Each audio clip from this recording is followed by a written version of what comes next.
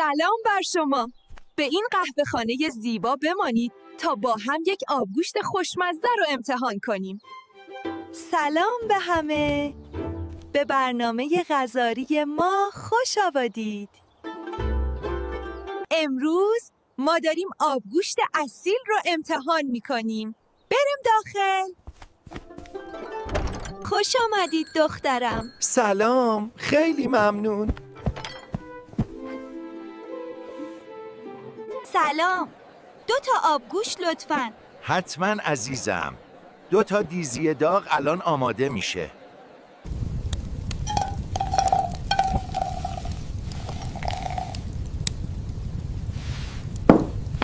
دیزی برای 2 نفر آماده است.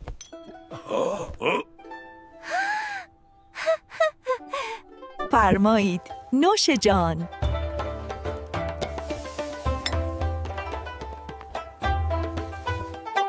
واه، خیلی زیبا و داغه.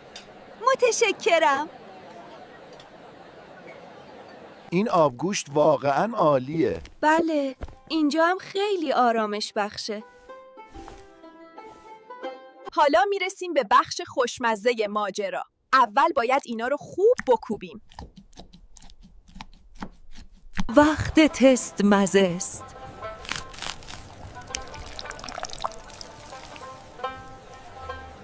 فوق‌العاده است.